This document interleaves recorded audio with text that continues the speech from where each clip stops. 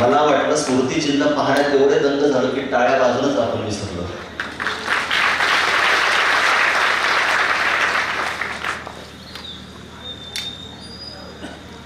गावं येतात ती सर्व गावं आणि संपूर्ण जळगाव जिल्हा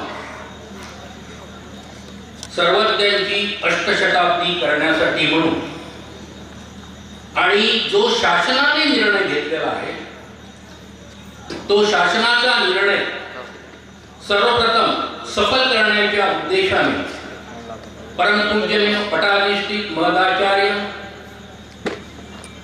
पांढरेकर बाबांनी जो विडा उचलला त्या विड्याला आज सरकार दरबारी पण मान्यता मिळालेली आहे आणि आपण त्या मान्यता आपण धन्यवादास पात्र आहात. या जळगाव जिल्ह्याचे अखिल भारतीय मानवोपयोग परिषदेचे अध्यक्ष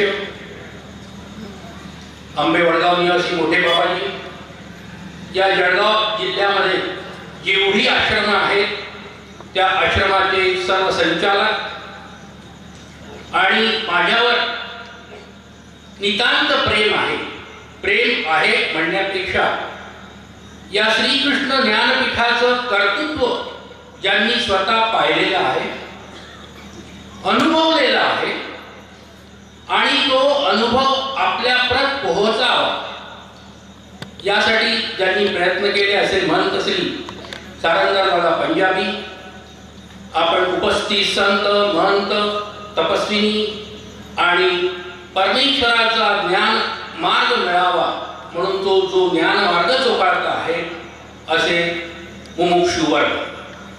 आपल्या सर्वांना प्रथम सर्वज्ञ श्री चक्रधर जयंतीच्या शुभेच्छा देतो आणि माझ्या विचारांना सुरुवात करतो. बाबांनी जो काही माझा परिचय करून दिला किंवा माझ्या वडिलांचा परिचय करून दिला तो परिचय वडिलांच्या बाबतीमध्ये ठीक आहे.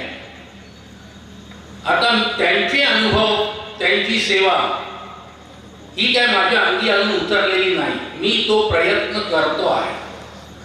पण तो प्रयत्न करत असताना मला जर साथ मिळाली असेल तर जसं आमच्या सर्वज्ञ श्री चक्रधर स्वामींच्या पाठीवरती आमच्या श्री प्रभू बाबांची थाप होती तद्वतच आमच्या मला ज्यांनी ज्ञानाचे धडे गिरवले असे माझे देहाचे वडील कैवल्यवासी ईशानिष्ठी श्री बाळकृष्णदादा बिडकर, तदनंतर माझे गुरुवर्य परमपूजनीय पटाधिष्ठित महदाचार्य कैवल्यवासी श्री बिडकर बाबाजी, कैवल्यवासी सातारकर बाबाजी आणि जो काही आम्हाला साथ देणारा ग्रहस्थ वर्ग आहे तो सर्व यांच्या प्रयत्नाने यांच्या मदतीने हे शिखर आम्ही गाठू शकतो.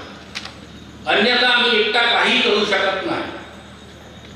आज बाबांनी सांगितलं की 11:30 वाजता मला कळलं की दादर अमृतसर ट्रेन रद्द करण्यात आलेली आहे आणि ती कालच्यापुरती नव्हे तर 17 तारखेपर्यंत ती रद्द आहे. आता मी दिला मनस्थित झालो, करावं काय? प्रवास तर जवळचा नव्हताच आणि त्या काळामध्ये फक्त एक महानगरी गाडी होती. ते महानगरी गाडीमध्ये काय माझी शिराची हिंमत नव्हती.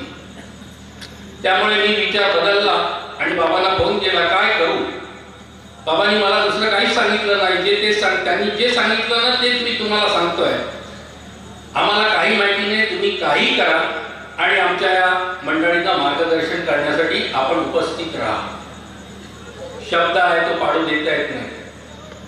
कारण मुंबईमध्ये ज्या वेळेला दसऱ्याचा कार्यक्रम आमच्याकडे होतो त्या दसऱ्याच्या कार्यक्रमाला साठी बाबाजी आमच्या कार्यक्रमाला उपस्थित असतात. ते देखील जिथे असतील तिथून येतात मुंबईपर्यंत आणि आम्हाला मार्गदर्शन करतात.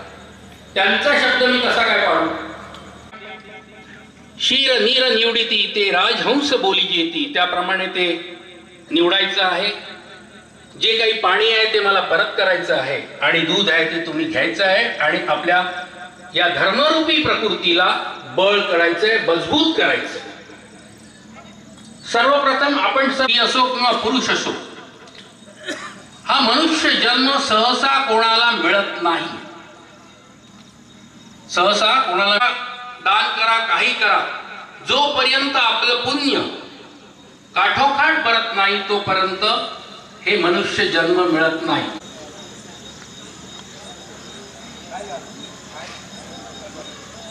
बस.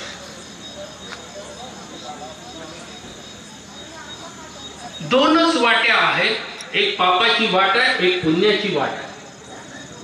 आणि आमच्या तुकाराम बुवांनी बाळगोत ग्रंथामध्ये अगदी सांगितलेलं आहे, पाप पुण्य करोनी जन्मा येतो प्राणी.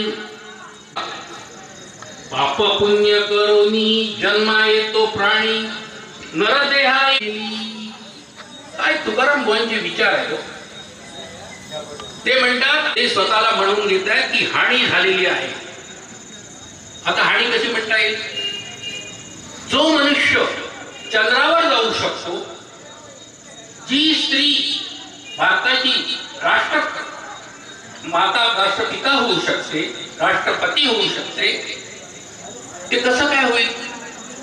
पण त्यांना काय अनुभवलेला आत्मा म्हणजे मनुष्य देहामध्ये असलेला जीवात्मा, तो जो जीवात्म्याला कुठल्याही प्रकारची कर्माची निष्पत्ती भोगावी लागत नाही. पण मनुष्य देह आपण कल पाहिला तर आपणाकडून विचार केला. तुम्ही सकाळी उठल्यानंतर रात्री झोपी बसणार, झोपायच्या वेळेस विचार करा, मी सकाळपासून झोपेपर्यंत काय काय विचार केले आणि किती जाते. ही एकच बाजू चांगली असते आणि 99 बाजू ह्या वाईट असतात. आणि ह्या वाईट बाजू आहेत म्हणूनही केलेलं आहे तेच आपल्याला नंतर भोगावं लागतं. कारण या देहातून आपलं जीवात्मा आपल्यासाठी दुःख योनी ठेवलेलं आहे. ताबडतोब कुठे शोधायला? म्हैस आहे एक, आणि ती म्हैस तिथेच तिचं शेण आहे, तिथेच तिचं गोमूत्र आहे, तिथेच सर्व आहे, घाण आहे, दलदल आहे, आणि त्याच्यामध्ये ऐशरामात बसलेली आहे. तिला सुख वाटतंय त्याच्यामध्ये. येतानाचा अनुभव सांगतोय मी. ताबडतोब विचार केला, अरे या म्हशीला याच्यामध्ये सुख वाटतंय. पण जर कदाचित आपला पाय जर त्या शेणामध्ये किंवा चिखलामध्ये गेला तर आपल्याला किती वाईट वाटतं. ताबडतोब पाणी कुठे आहे? पाणी नसेल तर आपले पिण्याचं पाणी आहे ना, त्या पाण्याने आपले पाय स्वच्छ करतो, हात स्वच्छ करतो. पण त्या म्हशीमध्ये गेलेला जो जीवात्मा आहे, तो जीवात्मा त्याच्यामध्येच रममान होतो. काय अवस्था आहे हे का? तर त्या म्हशीच्या शरीरामध्ये असलेला जो जीवात्मा आहे, त्या जीवात्म्याने तसंच कर्म जोडलेलं आहे. एखादाच कोणीतरी त्या पंथाचा उपदेश घेतो, पंथाप्रमाणे वागण्याचा प्रयत्न करतो का? तर हा नरदेह जो आहे ना, हा नरदेह दुर्लभ आहे. लता 84 योनी फिरकर, लता 84 योनी फिरकर सुंदर नरतनु पाय. हे जे आपल्याला काही मिळालेलं शरीर आहे ना, हे 84 लक्ष योनीत आपण फिरून आलेलो आहोत. आणि ते फिरून आलेलं आहे, पण आपल्याला त्याचं ज्ञान नाही. ते ज्ञान आपल्याला जर करायचं असेल, अभ्यास करायचा असेल, तर आपल्याला महानुभाव तत्वज्ञानाचा अभ्यास केला पाहिजे, श्रीमद भगवद्गीतेचा अभ्यास केला पाहिजे. तरच आपल्याला समजू शकते हा नरदेह किती श्रेष्ठ आहे. आणि जो मिळालेला श्रेष्ठ नरदेह आहे, त्या नरदेहाचा उपयोग आपण कसा करून घेतला पाहिजे. तर कसा करून घेतला पाहिजे? छान शेवटीपणाने नाही. बाबांनी मगाशी कांगवेचं उदाहरण दिलं आमच्या कोकणातल्या गावाचं. आमचं कोकण, मी कोकणातला आहे म्हणून मी आमचं कोकण असं म्हणतोय. आमचं कोकण असं आहे की एक ती भाषा आहे, घासाक नाही तर वासाक होया. काय म्हणतात ते? घासाक नाही पण वासाक होया. शेजारच्या घरी ते वशाड भाजलं गेलं का हा इथे जेवायला बसलेला असेल ना, त्याचे 2 घास जास्त जातात. एवढं आमचं कोकण आहे. आणि अशा कोकणातल्या मंडळींना महानुभाव पंथ समजावून सांगणं, त्यांना सत्य व्यसनापासून दूर करणं. कारण फक्त एकदा मांसाहार करायला लागला का तो मांसाहार करत नाही, मग त्याच्याबरोबर पिणं पण आलं आणि सर्वच आलं. तर ते सोडून त्यांचं ते सगळं त्याग करायला लावून त्यांना या मानव पंथामध्ये आणून, ज्या कोकणामध्ये चक्रधर स्वामी हे नाव कोणाला माहितीच नाही. आज शासनाने जो प्रयत्न केलेला आहे स्वामींचं नामोल्लेख करण्याचा, सामूंना प्रसिद्धी देण्याचा जो उल्लेख केलेला आहे त्याचं सर्वस्व श्रेय नागपूर निवासी श्री हरिहर पांडे यांना जात आहे. त्यांच्यासाठी तुम्ही टाळ्या वाजवल्याच पाहिजे. कारण शासन दरबारी जर तो माणूस नागपूरवरून प्रत्येक आठवड्याला सचिवालयात यायचा, सचिवालयामध्ये येऊन स्वामींचं तत्वज्ञान, स्वामींचं पोथ्या, स्वामींचं चरित्र काय आहे हे सगळं समजावून सांगायचं. स्वामींनी काय काय केलेलं आहे, स्वामींनी किती जीवांना सक्त व्यसनातून केलेलं आहे, स्वामींनी जाती निर्मूलन दूर केलेलं आहे, हे सर्व सांगत असताना त्याचे पुरावे गोळा करणं, शासनाप्रती पोहोचवणं. शासन म्हणजे फक्त एकच टेबल नव्हे, अनेक टेबलमध्ये फिरावं लागलं, त्या सांगा कन्व्हिन्स करावं लागलं. ते कन्व्हिन्स करत असताना कोण चक्रधर स्वामी इथून सुरुवात झालेली आहे शासनाच्या अधिकाऱ्यांची. पण आज ते शासनाचे अधिकारी उद्या ज्या वेळेला आमच्या सर्वज्ञांचा फोटो बघतील त्या सर्वज्ञांविषयी काहीतरी माहिती मिळवण्याचा प्रयत्न करतील. हा प्रयत्न त्यांनी जो केलेला आहे तो त्यांना मिळालेला मनुष्य देहामुळे केलेला आहे. मनुष्य देह नसता तर त्यांनी ते प्रयत्नही केले नसते. म्हणून हा प्रयत्न जो आहे तो आपल्यालाही करायचा आहे. आपल्याला जर मनुष्य देह मिळालेला आहे, मग तो स्त्री असो पुरुष असो, आमच्या स्वामींनी काही भेदभाव केला नाही. स्वामींनी तत्वज्ञान सांगित असताना सर्वांना समान अधिकार दिलेला आहे. आमची श्रीमद भगवत गीता पण तेच सांगते, स्त्रियो वैश्या सता शूद्रा स्तेपी अंतिम पुरागती. स्त्रिया पुरुष कोणी असू दे, कोणी चातुर्वर्ण, हे फक्त त्यांनी व्यवसायाने पडलेले आहेत.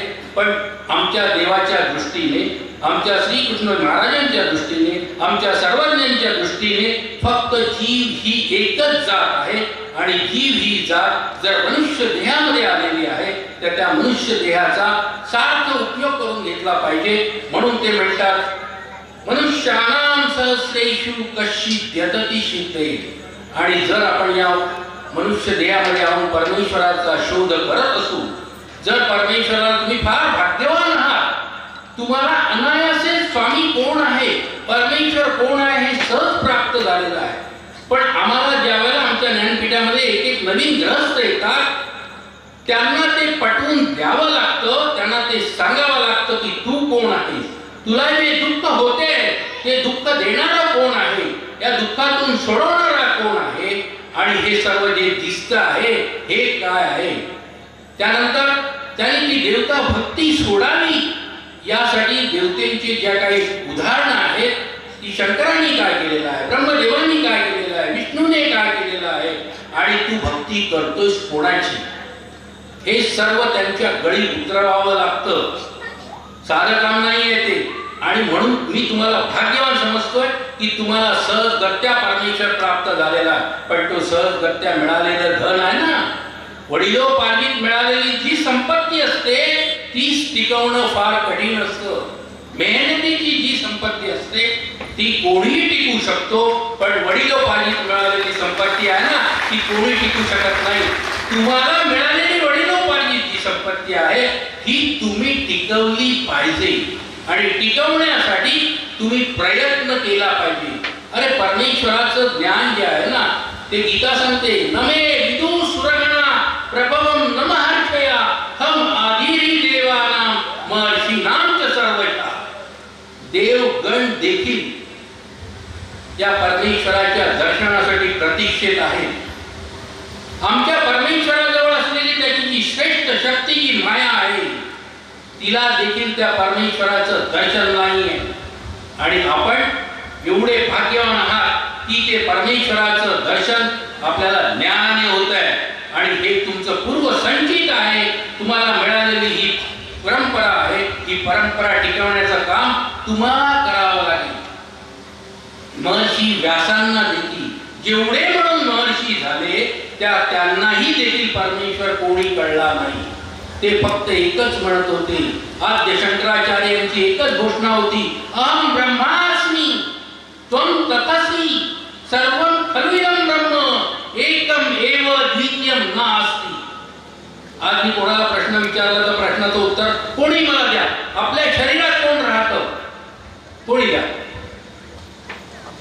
कोण राहतं? हा, काय ऐकू येत नाही? कोण? अहंकार, शरीरात अहंकार. ती तात्पुरतं मानून घेऊया, पण अहंकार सुद्धा हा घातक आहे.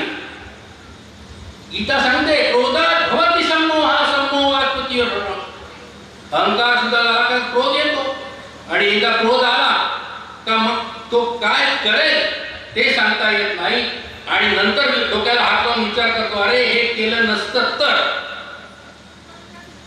पण अहंकार पेक्षा या शरीरामध्ये कोण राहतं तर आपलं वैदिक दैविक शास्त्र जे वेदाचं शास्त्र आहे ते सांगतं आहे की या शरीरामध्ये कोण राहत आहे? ब्रह्म राहत आहे. काय सांगतं? ब्रह्म राहतं. मग ते ब्रह्म नाही, त्यांना कुठेतरी खटकलं, त्यामुळे ब्रह्म्याचा अंश राहतो. काय सांगतात ते? ब्रह्म्याचा अंश. अहम ब्रह्मास्मी, आम्ही ब्रह्म आहोत. तर ब्रह्म्याचा अंश, खडी साखर तुम्ही अख्खी चोखा नाहीतर खडी साखरेचं चूर्ण करा, त्यातली काही चिमूटभर पावडर घ्या. कशी लागणार होता ही? हा, गोड लागणार ना का तुरट लागणार? गोड लागणार. मग ते अख्खा खडा जरी चोखला तरी गोड लागणार, आणि जरी चिमूटभर चाकला तरी गोड लागणार. खडी साखरेसारखा दुसरा असलेला पदार्थ तुरटी आहे. ती तुरटी जर चाकली तर तुरट लागणार, आणि जरी पूड घेतली तरी ती तुरटच लागणार. मग आपण ब्रह्म समजा किंवा ब्रह्माचा अंश समजा, कसं काय पटेल ते? जे ब्रह्म बनू शकतो तो हा शरीरात असलेली जी ब्रह्म म्हणून शक्ती वावरते तुम्ही म्हणता, किंवा आपलं वेद पुराण जे आपल्याला सांगताय ते पटू शकेल का? ते होणार नाही. कारण ब्रह्माने केलेलं आहे ते करू शकायला पाहिजे. ब्रह्म आज 1 तारखेपासून का इथे कार्यक्रम चालू आहे ना, 1 तारखेला दुपारचं जेवण काय होतं कोणी सांगू शकेल? 1 तारखेचं. आज तर 4 तारीख आहे. सांगा ना. नाही सांगू शकणार. आता आपल्या खिशामध्ये पैसे असतील, पुरुषांच्या विचारतोय, खिशामध्ये पैसे असतील, ते पैसे तुम्ही मला सांगा, 20 रुपयाच्या किती नोट आहेत, 10 रुपयाच्या किती नोट आहेत, 5 रुपयाच्या किती नोट आहेत, किती चेंज आहे. घरातून आपल्या खिशात आपल्या हाताने आपल्या कपड्यामध्ये ठेवलेले पैसे हे आपल्याला माहीत नाही, आपल्याला ज्ञात नाही, आणि आपण काय म्हणतोय की मी ब्रह्म आहे की ब्रह्म्याचा अंश आहे. असं चालत नाही. ही अशी उदाहरणं आपण लक्षात ठेवायला पाहिजे की आपण ब्रह्म नाही आहे तर आपण कोण आहोत? जीवात्मा असं म्हटलेलं आहे. आपल्याला काय म्हटलेलं आहे? जीवात्मा म्हटलेलं आहे. बरं, जीवात्मा म्हणताना फक्त सांगितलं, मी सांगितलं आणि तुम्ही ऐकलं, किंवा देवाने सांगितलं आणि तुम्ही ऐकलं असं म्हणू नका, असं करू नका. तो कुठेतरी बघा. सोन्याच्या दुकानात गेल्यानंतर त्या सराफाने दिलेला तुम्ही तुकडा, आमच्या मुंबईमध्ये एक टचस्टोन म्हणून एक फॅक्टरी आहे, तिथे जावा लागतो आणि खरं आहे का खोटं आहे ते घासून त्याची परीक्षा करून त्याच्याकडून ते सर्टिफिकेट घ्यावं लागतं की हे 97 नंबर सोनं आहे, 100 नंबर सोनं आहे. आता तुमच्या इथे काय पद्धत आहे मला माहिती नाही. मग जे आपल्याला तत्वज्ञान मिळालेलं आहे, जे आपल्याला ज्ञान मिळालेलं आहे ते देखील घासून फुसून बघायला पाहिजे. नुसतं गुरुजींनी आपले कान फुकले आणि 5 नावं दिली म्हणजे माझे हात स्वर्गाला पोहोचले किंवा मी मोक्षाला जाईन, हा जो भ्रम असेल ना तुमचा तो मनातून काढून टाका.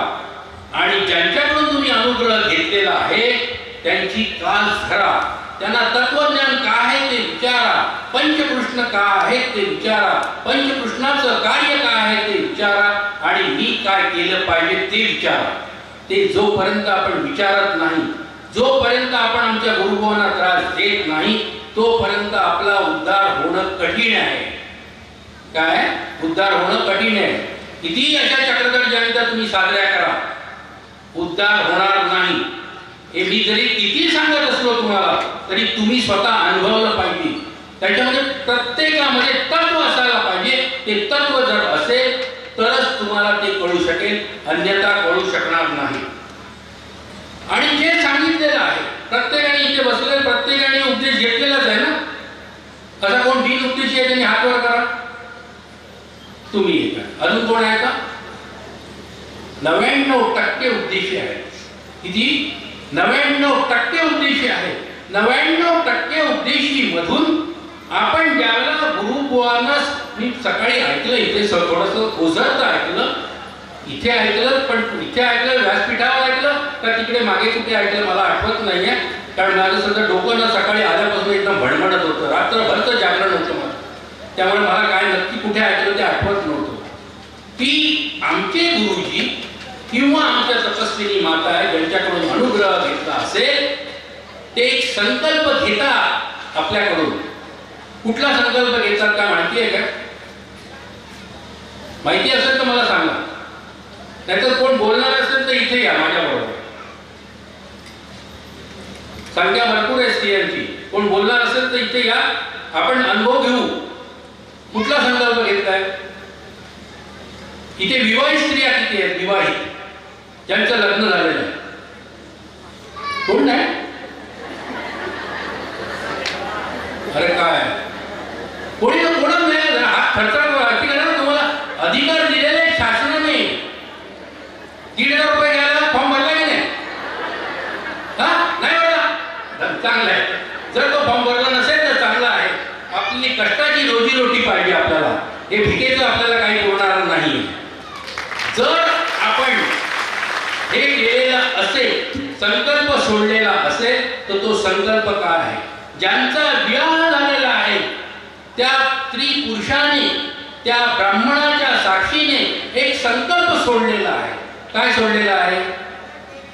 धर्मेषु अर्थेषु कामेषु नाती चरामी नाती चरामी नाती चरामी. असं ज्याला विवाह होतो तेव्हा तो पौरोहित असतो, त्या पौरोहिताच्या हातावरती आपण सर्वांनी संकल्प सोडलाय. मी पण विवाहित आहे, मी पण संकल्प सोडलेला आहे, म्हणून तो मला माहिती आहे. पण तुम्ही विवाह केलाय की नाही हे आता मला तपासावं लागेल, पण तुम्हाला संकल्प आठवत नाहीये. तो जर आपल्या कर्मराटीतला आपल्याला संकल्प आठवत नसेल तर दैवराटीतला संकल्प काय आठवणार? तर आमच्या अधिकरणाने ज्यावेळेला आपल्याला उपदेश दिलेला आहे त्यावेळेला संकल्प सोडलेला आहे. आपण कोणता सोडलेला आहे? आजपासून मी कोणत्याही देवी देवतेचं पूजन करणार नाही, त्यांचा प्रसाद खाणार नाही, मांस भक्षण करणार नाही, सप्त व्यसनाचा आजपासून मी त्याग करीत आहे. बरोबर आहे ना बाबाजी? हा बरोबर ना? आता ते बाबाजी संकल्प घेतात आपल्याकडून. आपल्याला तो ज्ञान असायला पाहिजे. आपल्याला ज्ञान नाहीये. आपण कर्मराटीतला आपला संकल्प जर विसरलो आहोत, म्हणून तर हे व्यभिचार होतात, भ्रष्टाचार होतात. आपण आपली काय केलेलं आहे हे विसरलेलो आहोत. ते विसरता कामा नये. आपला फक्त लक्षात असायला पाहिजे आपण आमच्या गुरुबुवांना काय संकल्प सोडलेला आहे. तर मी हा संकल्प सोडलेला आहे की धर्म सप्त व्यसनाचा आजपासून मी त्याग करत आहे. बरं, एखादा असा कोण हुशार माणूस आहे की त्याने मला सप्त व्यसन सांगावी? कोणी सांगू शकेल का? नाही, तुमचा आवाज माझ्यापर्यंत येणार नाही. मीच सांगतो तुम्हाला. द्यूतं च मद्यं पिशितं च वेश्या पापादि चौर्यं परद्वार सेवा एतानि सप्त व्यसनानि घोरा घोरं नरकं पचेते घोरा घोरं नरकं पचेते. द्यूत जुगार खेळणे. पांडव हे राजे होते का सेवक होते? राजे होते. तुम्ही बोललात तर मला मजा येईल, कारण आमच्याकडे पद्धत अशी आहे आमच्या ज्ञानपीठामध्ये, समोरचा बोलतो. कारण आमच्या इथे कसं आहे, ही चर्चा जी आहे ना ही क्रिकेट प्रमाणे आहे. बॉलरनी बॉल टाकल्याशिवाय बॅट्समन बॉल टोलू शकत नाही. त्यामुळे तुम्ही बॉलिंग करत राहा, मला जेवढं टोलवता येईल तेवढे टोलवतो बघतो. मग द्यूत म्हणजे जुगार. पांडव हे नोकर झाले कशामुळे झाले? राजे असलेले द्यूतामुळे झाले. केवळ एक द्यूत सारीपाठ मांडला जातो आणि त्या कवड्या टाकल्या जातात आणि मग ते जिंकलं जातं. त्यांनी महाभारत पाहिलंय. जीतम च जीतम च, तो शकुनी मामा ओरडायचा. ते का होतं? आमच्या श्रीकृष्ण परमात्म्याने पांडवांनी ते क्षत्रिय असून देखील त्या पांडवांना विनंती केलेली होती की द्यूत खेळू नका. काय विनंती केली होती? द्यूत खेळू नका. खेळलात तर पैसे लावू नका. पैसे लावलात तर अलंकार लावू नका. अलंकार लावलात तर स्वतःच घरदार लावू नका. आणि स्वतःला लावलात तर माझ्या द्रौपदीला लावू नका. कोण आगाऊ सूचना देईल असं कुठला महान नेता आहे आगाऊ सूचना देतोय? काय होणार आहे पुढे आमच्या श्रीकृष्ण परमात्म्याला माहित आहे. पांडवांना सावध करण्याच्या उद्देशाने त्यांनी अगोदरच सांगितलं होतं की द्यूत खेळू नका. आता तो सारीपाटाचा डाव मांडला, द्यूताला बसले आणि डाव खेळता खेळता ते कपटी शकुनी मामाचे फासे आहेत ते त्यांनी बनवलेले आणि ते टाकल्यानंतर प्रत्येक वेळेला ते पांडवांच्या विरुद्ध जायला लागले आणि जेवढे पैसे लावत होते ते सर्व पैसे हरले आमचे पांडव. का? तर आमच्या श्रीकृष्ण महाराजांची आज्ञा पालन केली नाही. पहिली आज्ञा पालन केली नाही. त्यांनी काय सांगितलंय की द्यूत खेळू नका. द्यूत खेळले. काय केलं? द्यूत खेळ. दुसरी आज्ञा त्यांनी मोडली की पैसे लावू नका. पैसे पण लावले. पैसे लावल्यानंतर आता तुम्हाला माहिती नाहीये ही चटक किती असते ते आमच्या पुरुष बांधवांना कदाचित माहिती असेल तर, पण आम्ही मुंबईला बघितलेलं आहे. एकदा त्या टेबलवर बसला तो संपूर्ण रिकामा होईपर्यंत उठत नाही. एवढं ते व्यसन घाणेरडं आहे आणि घाणेरडे व्यसन त्याला लयालाच पोचवतं ते. मग पैसे लावू नका. मग दाग दागिने. आता पांडव आहेत, अलंकार आहे. अलंकार सगळे लावत गेले. अलंकार हरले. राज मुकुट जो धर्मराजाच्या शिरावरती आहे तो धर्मराजा सुद्धा राज मुकुट हरला. सर्वच हरले. पाची पांडव मुकुट हरले.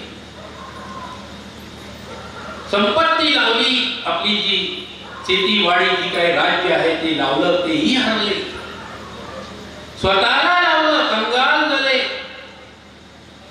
आणि एवढं करून त्यांनी जी शेवटची सूचना दिलेली होती की माझ्या द्रौपदीला लावू नका आणि द्रौपदीलाही लावलं आणि तिच्यावरती विवस्त्र होण्याची वेळ आली. हे केवळ एकच व्यसन आहे, हे द्यूत. मग आता द्यूत त्यावेळेचं द्वापारिकातलं ते द्यूत आहे. आताच तुम्ही कुठलाही YouTube चॅनल काढा आणि त्याच्यामध्ये बघा रमी खेळो. काय म्हणतात ते? रमी खेळो इतना पैसा कमाओ. अरे रमी खेळो म्हणजे तुम्ही काय शिकवताय का? पैसे कमवायचे. मग आज ज्या हत्या होत आहेत मुलांच्या त्या कशामुळे होत आहेत? आई वडिलांनी पैसे दिले नाही की त्या चोऱ्या करतात आणि ती चोरी लक्षात आली का मुलं आपापले काय करतात? मग ट्रेन झाली, कोण जाते, कोण काय करते, कोण काय करते. कशामुळे? द्यूत. दुसरं व्यसन आहे मद्य, दारू पिणं. आता तर फॅशन झालेली आहे. दारू पियाला नाही तर त्याला समाजात सुशिक्षित म्हटला जात नाही. दारू ही पाहिजे. तर पुरुषांबरोबर आमच्या स्त्रिया देखील दारू पियाला लागलेल्या. आमच्या मुंबईमध्ये तर आम्ही बघतोय भर दिवसाभर रस्त्यावरती स्त्रिया आमच्या सिगारेट ओढत आहेत. बघा कॉलेजचे आमच्या मुंबई मोठमोठे कॉलेज आहेत. कृपारेल कॉलेज आहे, रुंग्या कॉलेज आहे, भाटिया कॉलेज आहे, झुंझुनवाला कॉलेज आहे. त्या कॉलेजच्या बाहेर जर आम्ही बघितलं तर युवती आमच्या सिगारेट ओढत आहेत. काय त्यांच्यावरती परिणाम होणार आहे? देहावरती परिणाम होणार आहे. आणि नुसती सिगारेट ओढत नाही, नंतर शुक्रवार किंवा बुधवारी प्यायला देखील बसतात. मद्य.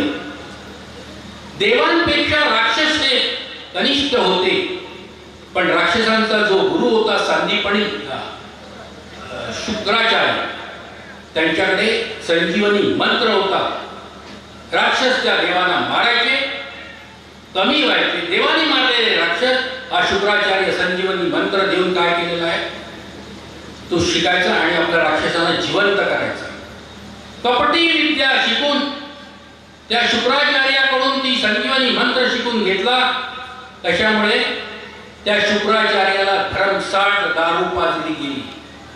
आणि दारू ही अशी नशा आहे की जे पितात तेच सांगू शकतील की ते पियाल्यानंतर नेहमी खरंच बोलतात. टाळ्या वाजवा ना. मला सांगावं लागतं. टाळ्या वाजवायच्या कशासाठी? तुम्हाला हुरूप यायला पाहिजे हो. माझ्यासाठी टाळ्या नको. तुम्ही जागृत अवस्थेत आहेत की नाही म्हणून टाळ्या वाजवायच्या. तर काय केलेलं आहे ते विसर्ग टाळ्याच्या नादात. काय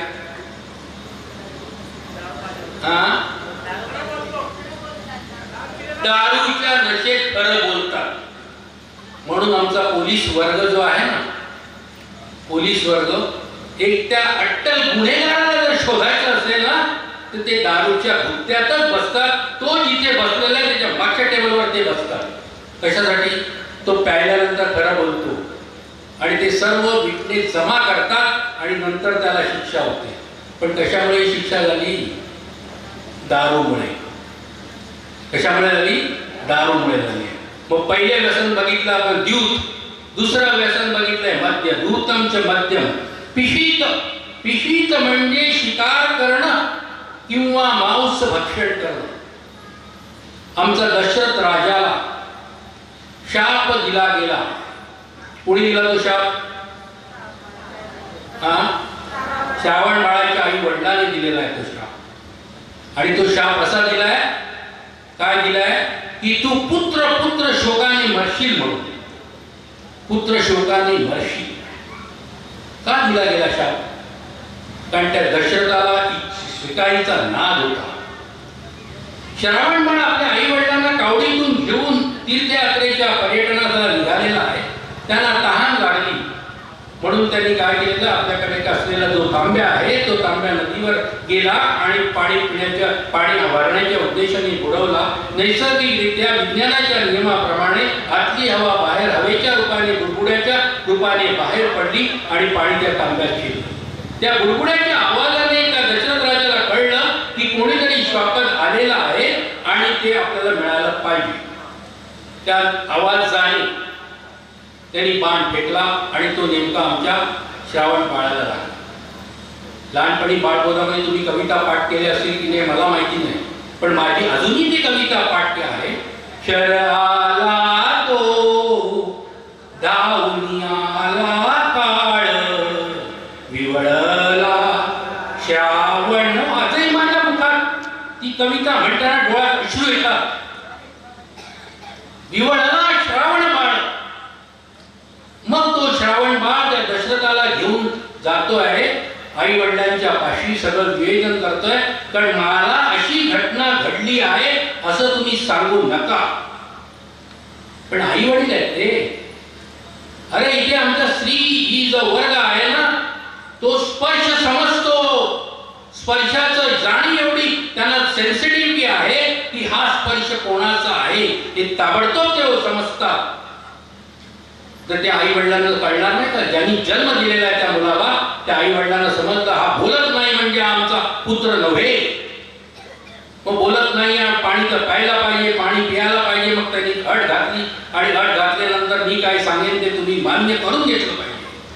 पण कसं मान्य करणार ते? मुळात ते आंधळे तीर्थयात्रेला निघालेले आहेत. मुलगा एकच एकुलता एक मुलगा आहे आणि ते मुलगा गेल्यानंतर एकुलता एक मुलगा गेल्यानंतर काय दुःख असते ना ते त्याचं त्यालाच कळतं. जावे त्याच्या वंशा. ते गेल्याशिवाय समजणार नाही. त्याप्रमाणे त्या दशरथाला या श्रावण बाळाच्या आई वडिलांनी शाप दिलेला आहे. तू पुत्र वियोगे मरशी. रामाला वनवास घडला की नाही? राम राम करत त्या दशरथाने प्राण सोडले. का? पिशीत, शिकार किंवा मांस भक्षण करणे. आता मांसामध्ये काय आहे ना ते कळतच नाही. आमच्या कबीराने फार सुंदर सांगितलेलं आहे. माझे शब्द नाही तर हे कबीराचे शब्द आहेत. नंतर म्हणतील हे तुम्ही मुंबईतून येऊन आम्हाला शिकवताय काय? माझे शब्द नाही. मांस मांस सब कोई मांस. मांस मांस सब कोई मांस. गाय भैंस और मुर्गा. क्या म्हणतात ते? गाय भैंस और मुर्गा. ऐसा प्राणी क्यों दिया जो बड़े प्रेम से खाए. एकदा ते मांस कापल्यानंतर कोणाचं मांस आहे ना हे कळत नाहीये. तुम्ही भाजी ओळखू शकता ही मेथीची आहे, चवळीची आहे किंवा अजून कुठली आहे. पाण्याची कुठली जरी भाजी तुम्हाला करून दिली तरी आपण ओळखतो ही भाजी अमुक अमुक आहे, ह्याच्यामध्ये हे इन्ग्रेडियंट्स टाकलेले आहेत, हे तुमच्या चवीला समजत आहे. मग ते मासाची ही पद्धत नाही, ओळखताच येत नाहीये. म्हणूनच कबीर म्हणतो मास मास सब कोई मास. सगळं जर तुकडे वेगवेगळ्या मासाचे करून दिले तर आपल्याला ओळखता येणार नाही. आणि त्याच्यासाठीच एक म्हण फार सुंदर निघाली आहे, कहावत, बोलेगा तो मां मरेगा, नहीं बोलेगा तो बाप कुत्ता खाएगा. माहिती आहे कथा आहे? माहिती असेल तर मी सांगणार, नसेल तर सांगतो. बोला ना. माहिती नाही. त्या पत्नीचा नवरा व्यसनी आहे, दारू पिऊन आलेला, आणि येताना ते नुसती एकच संगत येत नाही ना, दारू म्हटल्यानंतर मांस पण पाहिजे. आणि तो जे काही मांस आहे ते मांस आणून आपल्या पत्नीला सांगतोय ते शिजव. आता ते पत्नी शिजवायला गेली, एवढ्यात ते घरात पाळलेलं मांजर होतं, त्याने ते मांस पाहिलं आणि ते मांस ती पिशवी ताबडतोब पळून गेली. ताबडतोब पळवली तिने. आता करायचं काय? करायचं काय? जर आपल्या पतीला हे खाऊ घातलं नाही तर आपला पती काय करणार आहे? आपल्याला ठोकणार आहे. ठोकतातच ते, काही सोडतच नाही. पियालेले पती नशेतच नसतात, ते ठोकतात चांगले. आता ठोकणार हे तिला भीती आहे. त्या भीतीने तिने काय केलं, आपले कुत्रा होता त्या कुत्र्याला कापलं आणि त्याची बनवली सागोती. मराठी शब्द आहे, सागोती बनवली. सागोती म्हणजे 6 गोते खायला लागतात म्हणून सागोती. सागोते म्हणजे पाळणाऱ्याला, विकणाऱ्याला, खाणाऱ्याला, करणाऱ्याला, असे 6 एकत्र जुळून आलेले. 6 जणांना एका वेळेला गोत्यात आणते ती सागोती, आणि तिने ती शिजवली आणि ती नवऱ्याला खाऊ घातली. हे तिच्या घरात असलेलं छोटस मूल आहे ना, त्यांनी ते पाहिलं आणि तो म्हणतोय बोलेगा तो मां मरेगा. बापाला सांगितलं की आईने हे कुत्रा खायला घातलेला आहे, तर आईला हा बदड बदड बदड सोडणार नाही. आणि नाही बोलेगा तो बाप कुत्ता खाएगा. जर बोलला नाही तर बाप काय खाणार आहे? कुत्रा खाणार आहे. म्हणून कबीर म्हणतात मांस मांस सब कोई मांस, गाय भैंस और मुर्गा, ऐसा प्राणी क्यों दिया जो बड़े प्रेम से खाए. तो काय चव आहे त्याला. बाजारात जर ते मटण मसाले पॅकेट उपलब्ध नसते ना तर त्या मासाला किंमतच नसती. मसाल्याची किंमत आहे, मासाला किंमत नाही. आणि आमच्या कोकणामध्ये फार ते गळ्या बेड्या असतात ना, ते ठोकतात असं खाली असं ताटामध्ये, असं ठोकतात. तो रस सर्व त्या ताटामध्ये गळला पाहिजे आणि मग ते खातात. अरे खायचं मग ते हाड पण खा ना, खायचं आहे ना, हाड खाणे ते खात नाही आणि ते मात्र टाकून देतात. म्हणून मांसाहार द्यूतम च मध्यम पिशितम च वेश्या. वेश्याबद्दल काही सांगायची गरजच नाही, सर्व ज्ञात आहे. आणि वेश्येच्या घरी गेल्यानंतर मध्यंतरी एक रोग फैलावला होता, एड्स. एड्सने काय धुमाकूळ घातला हे तुम्हाला माहिती आहे. मग कशाला या नादाला लागायचं? आपणही बर्बाद व्हायचं, आपलं कुटुंबही बर्बाद करायचं. म्हणून द्यूतम च मध्यम पिशितम च वेश्या. पाप पाप करणं हे पापच आहे ना, का चांगलं म्हटलेलं पुण्य म्हटलंय का पापाला? पापच आहे ते, मग त्याला पुण्य कसं म्हटलं? म्हणून पापही करू नका. द्यूतम च मध्यम पिशितम च वेश्या पापादि चौर्यम. चोरी केली तर काय होते तुम्हाला इथे अनुभव नसतील, तर आमच्या मुंबईमध्ये मात्र ट्रेनमध्ये किंवा बसमध्ये चोरी करताना कोण सापडला, घड्याळ मारताना कोण सापडला, चेन मारताना कोण सापडला, मोबाईल मारताना सापडला, पोलीस नंतर, अगोदर पब्लिक. दुलाई चांगली करतो. माझ्यासारखा ज्याला हात मारता येत नाही ना, तो पण जर एखादी चापट मारून देतो. कशामुळे? चोरी केल्यामुळे. कशाला पाहिजे बरं? चोरीचं धन आहे ते तुला किती दिवस पुरणार आहे? एका दिवसासाठी ती पुरते, थोडे दिवसासाठी. द्यूतम च मध्यम पिशितम च वेश्या पापादि चौर्यम. परद्वार सेवा. परद्वार सेवा म्हणजे आपल्या घरामध्ये पत्नी आहे किंवा ज्यांचं लग्न झालेलं आहे अशाने स्त्रीकडे बघायचं नाही, स्त्रीने पुरुषाकडे विपरीत बुद्धीने पाहायचं नाही. असं जर केलं तर काय बलात्कार होईल का? नाही. आज आमच्या बदलापूरचं प्रकरण बघा काय चाललेलं आहे. त्या चिमुरड्या 4 वर्षाच्या मुलीवरती अत्याचार झालेला आहे, बलात्कार केलेला आहे. काय सर्व झालंय? कशामुळे झालेलं आहे? हे सर्व आजकालचं दिसणारा तुम्हाला चित्रपट किंवा न थांबणारा आमचा वेटपट, प्रत्येकाच्या घरात असलेला मॅटबॉक्स, कधीही बटन दाबा त्याचं चॅनल चालू असतं, आणि मुलांच्या हातामध्ये दिलेला मोबाईल्स. हे वेळ असं आहे की त्यामुळे ती मुलं करायला भाग पाडतात आणि काय होतं ते अशा घटना घडतात. म्हणून हे घटना घडू नये म्हणून जे काम शासन करत नाही, जे काम शासन करत नाही ते आमचा मानभाव पंथ करतो. आणि मानभाव पंथ करत असताना आपण सर्वांनी आमच्या गुरुद्वारांच्या हातावर संकल्प सोडलेला आहे की आजपासून मी सप्तव्यसनाचा त्याग करणार आहे. मग ही सप्तव्यसन जर तुम्हाला समजली असतील तर याचा घरी जाऊन तुम्ही अभ्यास करा. हे मी अजूनपर्यंत उपदेश घेतल्यानंतर माझ्याकडून काही आचरण झालं आहे का? कारण याच्यामध्ये मानसिक आचरण देखील असावं नसावं. मानसिक देखील ते आपल्याला भोगावं लागतं. आणि यासाठी मी तुम्हाला एक गोष्ट सांगतो. आमच्या पांडवांना वनवास भोगावा लागला, त्या दूतामुळे भोगावा लागला, वनवासात गेलेले आहेत. आणि आमच्या श्रीकृष्ण परमात्म्याने त्यांना आदित्य वनातून एक थाळी दिलेली होती की जोपर्यंत आकाशामध्ये सूर्य आहे तोपर्यंत तुम्हाला जे पाहिजे ना ते सर्व तुम्हाला उपलब्ध होईल, अशी व्यवस्था करून ठेवलेली होती.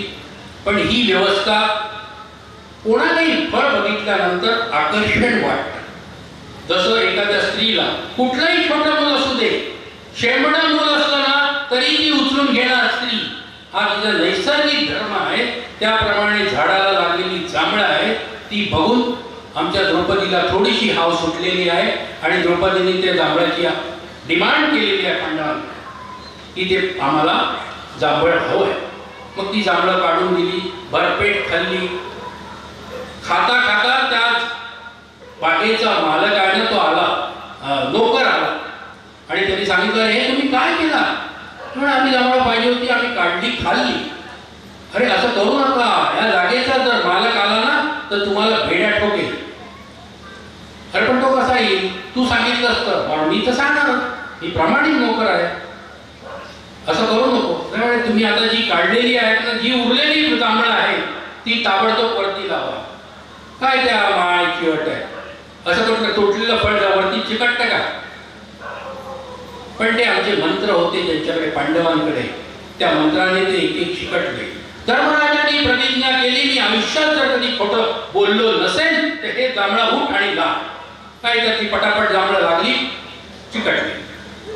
मग नकुलाने प्रतिज्ञा केली मी अश्वपरीक्षेत जर प्रावीण्य मिळवलेलं असेल तर जांभळं लागावं. काही जांभळं लागली ताबडतोब. प्रत्येकाने प्रतिज्ञा केली. आणि अर्जुनाने प्रतिज्ञा केली मी गांडीवधारी धनुष्यधारी असेल तर हे जांभळातून लागली. एकच जांभूळ शिल्लक होतं आणि ते जांभूळ जे आहे ना ते आता प्रतिज्ञा आली आमच्या द्रौपदीची. आता द्रौपदीला आमच्यासारखी कॉलर नव्हती, नाही तर असं कॉलर हातात घेऊन तिने सांगितलं असतं कॉलर काय. पण तरी देखील ती म्हणाले पदर हातात घेऊन मी जर 5 पती भोगून जर पतिव्रता असेल तर हे जांभळा लाग. ते जांभूळ जागचं हलायला तयार नाही. काय अवस्था झाली असेल त्या द्रौपदीची विचार करा आपण. पती समोर आहे, केलेली प्रतिज्ञा खरी आहे आणि ते जांभूळ जागचं उठत नाही म्हटल्यानंतर ती पतिव्रता आहे का? नाही. पण असा याच काळाला आमचे श्रीकृष्ण परमात्मा त्यांच्या मदतीला धावून आले आणि सर्वांनी ती कथा सांगितली की असं असं घडलं, आम्ही एक एक प्रतिज्ञा केली. मग द्रौपदीला विचारलं तू काय प्रतिज्ञा केली? आता ती स्त्री आहे काय सांगणार? पण आता श्रीकृष्ण महाराजांना तिला सांगावं लागलं आणि तिने सांगितली मी ही प्रतिज्ञा केली आणि हे जांभूळ जागचं हलत नाही. त्यांनी तिला रिकॅप केला पूर्व आयुष्याचा की तुला असं कधी वाटलं होतं का? आता ती सुद्धा रिपॅक्ट मध्ये गेली आणि तिने विचार केला कारण हो वाटलं होतं. कर्ण ज्या वेळेला सूर्याला अर्घ देण्याच्या वेळेस गेला होता त्यावेळेला मला वाटलं की 5 पती आहेत, कर्ण एक असला तर काय फरक पडतो. फक्त मनामध्ये तिने संकल्प केला होता मना, आणि तो श्रीकृष्ण परमात्म्याकडे तिने बोलून दाखवला. त्याचं प्रायश्चित्त झालं. श्रीकृष्ण परमात्म्याने ते प्रायश्चित्त स्वीकारलं. तिला सांगितलं जा आता तळ्यामध्ये आंघोळ करून ये. आंघोळ केली तिने आणि ओल्या कपड्यांशी पुन्हा जी प्रतिज्ञा केली होती ती प्रतिज्ञा म्हण. ती प्रतिज्ञा म्हटली. ताबडतोब ते कुठलं तडकन मारलं. यांच्यापेक्षा अतिशय वेगाने लागलं पटकन. म्हणून आता मला बरं वाटतं न सांगता टाळ्या वाजवल्या. काय झालं? श्रीकृष्ण परमात्म्याने ते प्रायश्चित्त स्वीकारत घेतलं. म्हणून आपण जी कर्म करतो ना ती कर्म करण्याची गती आपली 3 प्रकारे आहे. एक मानसिक कर्म आहे जे मनामध्ये आपण सतत करतो. म्हणून मी तुम्हाला मगाशीच सांगितलं, पहिल्यांदाच सांगितलं की सकाळी उठल्यापासून रात्री झोपेपर्यंत मी काय कल्प विकल्प केलेले आहेत ना ते आपण अभ्यास केले पाहिजेत. म्हणजे मी किती चांगला वागलो आणि किती वाईट वागलो हे आपल्याला कळू शकेल. हे केव्हा कळेल? आपण जर त्याच्यावर चिंतन केलं तर, मनन केलं तर, निधिध्यास केला तर. आपण हे करतच नाहीये. आपलं काय तर रिमोट आपल्या हातात असतो. एकीकडे आमच्या एसीचा रिमोट असतो, एकीकडे आमचा टीव्हीचा रिमोट असतो. आपण अंथरुणावर पलंगावर पडलेले असतो आणि कधी कुठला रिमोट दाबतोय काय करतोय आपण काय केलेलं आहे ना हेच विसरून जातो. हेच विसरायचं नाही मनुष्य देहामध्ये आल्यानंतर. यासाठीच हा पंथ आहे आणि हेच पंथ शिकवण देते की आपण काय केलेलं आहे. आपल्याला जर या देहातून गेल्यानंतर जर दुःख नको असेल तर आपल्याला काय करावं लागेल? प्रायश्चित्त घ्यावं लागेल आणि ते प्रायश्चित्त रोजच्या रोज घेतलं पाहिजे. एक उदाहरण देतो. चहा कोणाच्या कपड्यावर सांडलाय का कधी? चहा पिता तो. आता मी येता मला एका गुळाचा चहा नाही, पण गुळाचा घ्या साखरेचा घ्या, चहा सांडला तुम्ही ताबडतोब जर धुतलात नाही तर त्याचा डाग जातो. ऍडव्हान्स रिम वापरून एक्सेल वापरून नाही जात ना.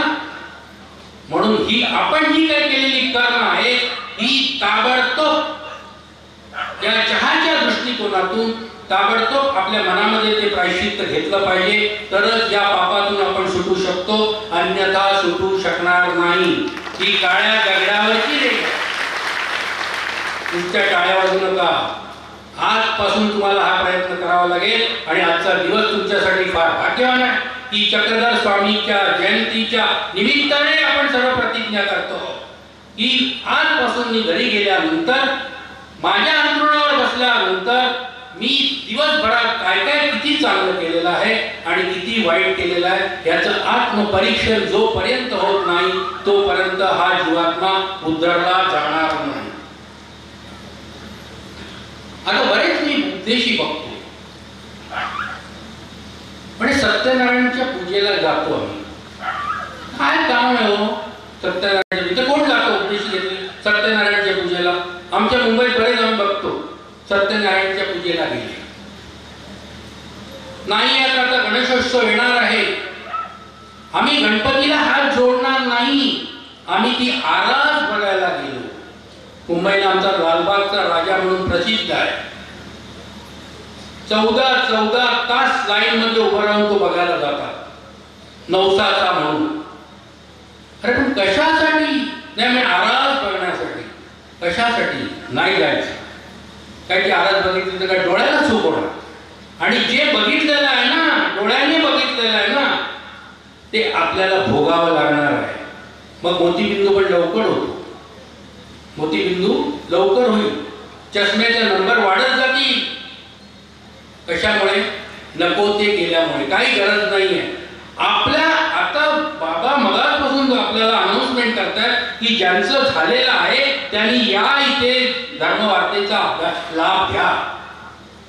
कोणी येत नाही. वारंवार सांगावं लागलं आणि सत्र सुरू करावं लागलं. पण तेच आता आमच्या हरताळकीच्या दिवसापासून ती लाईन लागलेली असणार आमच्या लालबागच्या राजासाठी. पण हे नेत्रसुख पण आहे ना, हे आपल्याला गोत्यात आणणार आहे. म्हणून ते नेत्रसुखही आपल्याला करायचं नाहीये. प्रत्येक इंद्रिय देवाने दिलेली आहे. त्या इंद्रियांचे दोन दोन भोग आहेत. एक बरा भोग आहे, एक वाईट भोग आहे. हाताने आपण दानही देऊ शकतो, हाताने कोणाच्या भुसकाळात पण मारू शकतो. ते म्हणतात हस्तस्य भूषणम दानम सत्यम कंठस्य भूषणम. सत्य बोलावं हे कंठाचं कर्तृत्व आहे. पण आपण सत्य किती बोलतो? सत्य बोलत नाही. आपण नेहमी खोटं बोलतो. एवढं बोलतो की आपल्या मुलांना पण खोटं बोलायला लावतो. घरात कोणी आलंय, वडिलांचे मित्र, त्या मुलाला सांगतो हा बाप नाहीयेत म्हणून सांग. अनुभव आहे का आपल्याला? कोणाला नाहीये? आमच्याकडे बरेच अनुभव आहेत असे. नाहीये म्हणून सांग. सुरुवात झालेली आहे. नाहीये तर बापाला सिगारेट प्यायची असते, त्याला उठायचा त्रास होतो, मग तो मुलाला सांगतो की ही सिगारेट पेटव ना. आता मुलगा अतिशय हुशार आहे. तो पेटवता एक दम पण मारतो. हे का? आपलं वागणं व्यवस्थित असायला पाहिजे. आपण आत्मचिंतन करत नाहीये. आपल्याकडून दिवसभरामध्ये काय झालेलं आहे ते आत्मचिंतन जर केलेलं आहे तर आपल्याला त्रास हे भोगावा लागणार नाही. म्हणून आमची गीता पण ते सांगते यांती देवव्रतान देवान पितॄन यांती पितृव्रता भूतानि यांती भूतेज्या यांती मध्या जिनोपिमा. ज्ञानेश्वरांनी याच्यावरती भाष्य केलं. एतेच्या देवाचे भजन करावे, तेथे त्या देवलोकी जावे.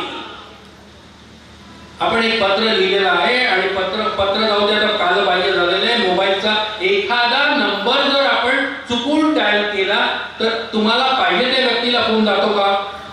नाही. मग जर आपण कुठूनही काही केलं तर कसं होईल? म्हणून जर आपण बुद्धिजीवी असू, आपण जर अनुयायी असू तर तुम्ही काय केलेलं पाहिजे? माझ्या परमेश्वरा व्यतिरिक्त मला जे पंचकृष्ण माझ्या गुरुबांनी सांगितलेलं आहे किंवा माझ्या गुरु आईंनी सांगितलेलं आहे याच्या व्यतिरिक्त मी कोणाचंही भजन पूजन करणार नाही. ही गाठ आपण बांधून ठेवली पाहिजे. पण इथे आपल्याकडे काय ठेवली जाते? गाठ बांधून ठेवली जात नाही. आपण विसरतो. पूर्वी आमच्या आया बहिणी होत्या, ते आमच्या पदराला गाठ बांधायच्या. ती सारखा गाठीला हात गेला का त्यांच्या लक्षात अरे हे करायचं आपल्याला. पण आपण ती गाठ बांधत नाही. आपण जर मानव पंथाचे उद्देश असू, मानव पंथाचे अनुयायी असू तर आपण काय करायला पाहिजे? देवताची जी व्रत आहे ती टाळायला पाहिजे. नाहीतर आता पितृपक्ष येतोय, भाद्रपद महिना संपला की आश्विन महिन्यामध्ये पितृपक्ष होतो. मग पितरांना खाली बोलवलं जातं आणि पितर ते खाली येतात कावळ्याच्या रूपाने. सर्व गेलेले आपले पूर्वज आहेत ते काय कावळ्यातच गेलेत का? बोला ना, कावळ्यात गेलेत का? पण आपण बोलवतो काय? कावळ्यापुढेच ते वाय ठेवतो. पण तो कावळ्या येणार आहे, खाऊन जाणार आहे. पण आपला किती भ्रम असतो की आमचे गेलेले पूर्वज कशात गेलेले आहेत? कावळ्यात गेलेले आहेत. नाही आहे तर ते वाण भरायचं आणि गाई समोर ठेवायचं. पण देताना आपण किती कंजूसपणा करतो बघा. मला फार इथली पद्धत आवडली, केळीच्या पानावरती जीवाला. त्या ह्याच्यामध्ये सुद्धा केळीच्या पानावरतीच वाण करलं. पण ते जास्तीत जास्त आपण पिढ्याचं पान असतं ना तेवढ्याच मापाचं पान असतं आणि सर्व चिमूट चिमूटभर पदार्थ असतात. अरे द्यायचं तर पूर्ण द्या ना. तिथे पण कंजूसी करतोय. म्हणून आमच्या देवाने सांगितलं आहे, श्रीकृष्ण परमात्मा सांगतात यांती देवव्रतान देवान पितॄन यांती पितृव्रता भूतानि यांती भूतेज्या यांती मध्या जिनोपिमा. आपण काय करायला पाहिजे? कुठल्याही देवतेचं पूजन करायचं नाही, कुठल्याही देवतेच्या पूजेला जायचं नाही, कुठल्याही देवतेचा प्रसाद खायचा नाही. प्रसाद खायचा नाही. प्रसाद हा सुद्धा त्या देवतेला अर्पण केलेला असतो म्हणून तोही खायचा नाही आणि त्या प्रसादाचा अपमान देखील करायचा नाही. आपला तो प्रसाद असतो. मला काल सुद्धा सकाळी पंचावतार झाला इथे, झाला की नाही पंचावतार? हा, मला पण जेवताना पंचावताराचा प्रसाद दिला, घेतला मी. पण मी ज्या कार्यालयात काम करत होतो तिथे सुद्धा टेबलावर बसल्यानंतर हे बाबा मी शिर्डीला गेलो होतो, हा प्रसाद घे. म्हणजे आम्ही टेबलामधून एखादा कागद काढायचा आणि तिथे ठेवायचा आणि तो प्रसाद तिथे त्याच्यावर ठेवून आपण त्याला हातही लावायचा. तो अरे खा ना. अरे म्हटलं प्रसाद आहे तो, मी तसा खात नाहीये, कुटुंबाला सर्वांना देऊन खातो. मग तो अजून देतो. घ्या, पुडी बांधा त्याची आणि व्यवस्थित विसर्जित करा. टाकायचा नाही कुठेही. झाडाच्या बुंद्याची ठेवा किंवा वाहत पाणी असेल तिथे सोडून द्या. पण मुद्दामून तो प्रसाद ग्रहण करायचा नाही. म्हणून आमचे श्रीकृष्ण परमात्मा सांगतात, यांती देवव्रता देवान पितृ यांती पितृव्रता भूतानी यांती भूतेज्या यांती मध्याजी लोकप्रिमा. भूताची जर पूजा केली तर भूतच प्रसन्न होईल. आणि भूत प्रसन्न झाला आणि आपल्या समोर समजा नाचायला लागलाच तर आपण पण त्याच्याबरोबर नाचला.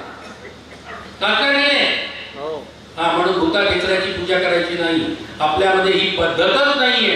ती पूर्णपणे आमच्या गुरुबांकडून तुम्ही समजून घ्या. आणि हे सर्व जे काही ठरलेलं आहे ना, मागे आतापर्यंत जे करत आलो, कोणी करत नसेल तर तो भाग्यवान जीवात नाही. पण करत असतील, चुका झाल्या असतील, त्या गुरुसमोर प्रायश्चित्त घ्या आणि मोकळे व्हा. कुठली परमेश्वराचा विधी करत असताना ते म्हणतात, पत्रम पुष्पम फलम तोयम यो मे भक्ता प्रयच्छति तदम भक्त प्रश्नामी प्रयतात्मना.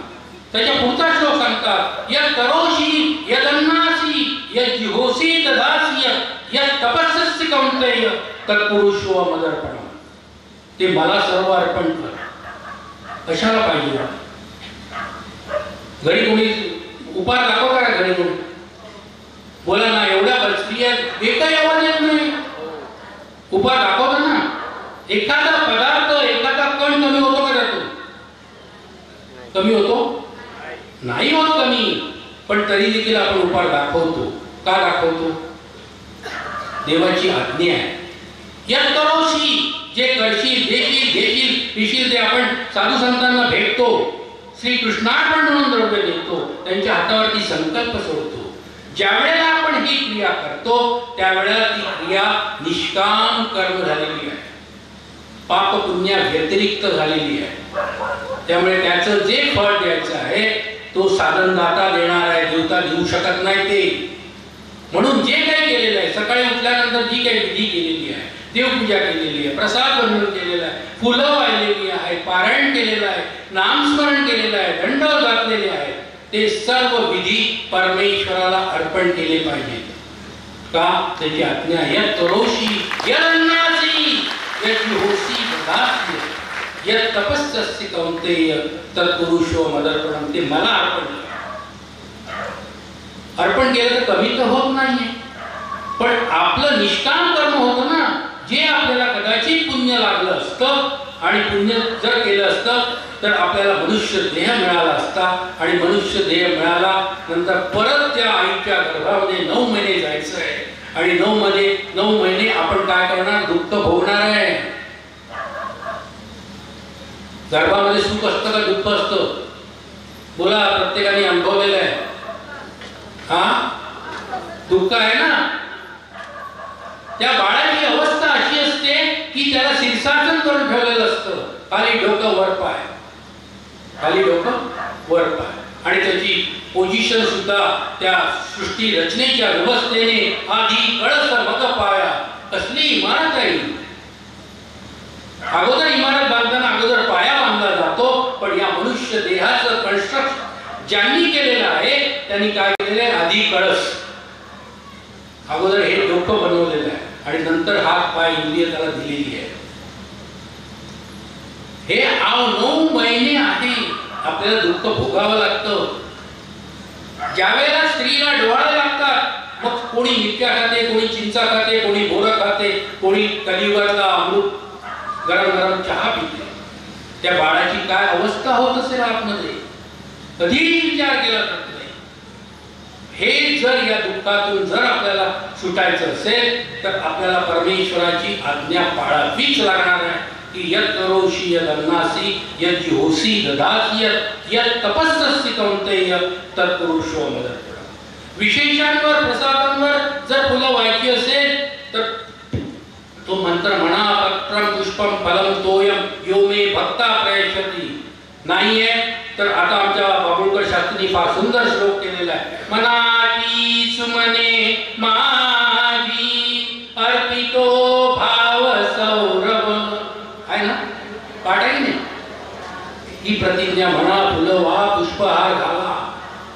साधू संतांना पुष्पहार फुलं देताना म्हणा, जर तुम्ही काही म्हटलात नाही तर ती पुण्यामध्ये गणली जाणार आहे आणि पुण्य ज्या वेळेला वाढत जाणार आहे त्यावेळेला आपल्याला दुःख भोगावं लागणार आहे. व तुम्ही पाप करा नाही तर पुण्य करा. पाप केलं तर जास्त पुण्य, जास्त दुःख, आणि पुण्य केला तर हे दुःखच भोगावं लागतं. म्हणून श्रीकृष्ण परमात्म्याची आज्ञा आहे ती तुम्ही पाळा आणि अशी भक्ती करा, अशी भक्ती करा त्या भक्तीला कोणी नाव ठेवता कामा नये. आमचे श्रीकृष्ण परमात्मा सांगतात, अनन्या चिंतयन्तो मां ये जना परिउपासते तेषां नित्याभियुक्तानां योगक्षेमं वहाम्यहम्. अनन्य भावे, अनन्य म्हणजे आणि दुसरे नाही ते. आपल्या अंतःकरणामध्ये आपल्या परमेश्वरा व्यतिरिक्त, आपल्या साधनाच्या व्यतिरिक्त दुसरं कुठलंही असता कामा नये. त्याला म्हणतात अनन्य. अनन्या चिंतन, तो म्हणजे चिंतन करायला सांगितलं. आणि काय करायला सांगितलंय? अनन्या चिंतयन्तो मां ये जना परिउपासते तेषां नित्याभियुक्तानां. तुला मी काय करणार आहे? नित्य मुक्त करणार आहे. आणि जे देणार आहे ना त्याचं मी तुला योगक्षेमं वहाम्यहम्. योग म्हणजे दिलेलं दान आणि ते कसं सांभाळायचं हे देखील मी तुला समजणार आहे. योगक्षेमं वहाम्यहम् हे LICचं ब्रीद वाक्य आहे. आपलं चोरलेलं आहे ते, पण ते जरी चोरलेलं असलं तरी LIC पाळते, आपण का पाळू नये? देवाने सांगितलंय ना आपलं मन इकडे तिकडे भटकू नये. ते म्हणतात मन गया सो जाने दो, मन गया सो जाने दो, मत जाने दो शरीर नाकीचे कमान दो तत्त देवो वितरोजना. जर तुम्ही उठलात तर आमच्या वासनिक मंडळी उठून जाणार. प्लीज क्षमा मागतो तुमची. शेवट आहे मला. आणि गीतेचा शेवट करताना ते सांगतात, यत्र योगेश्वर कृष्ण यत्र पार्थो धनुर्धर तत्र श्री विजयो भूती ध्रुवा नीतिर्मतिर्मम. ज्याच्या मागे धनुर्धारी श्रीकृष्ण चक्रवर्ती आहे त्याचा विजय होणार आहे. आपल्या मागे उद्या आपण सर्वज्ञांची अवतार दिन साजरा करणार आहोत. तो आपल्या मागे आहे. आपल्याला काही कमी पडणार नाही. फक्त आपण एकच करायला पाहिजे, त्या देवानी दिलेल्या ज्या आज्ञा आहेत त्या पालन करण्याचा प्रयत्न. आरती ब्रह्मरूपा ज्ञान प्रेमासी विधरे जीवासी उद्धरिले कैवल्य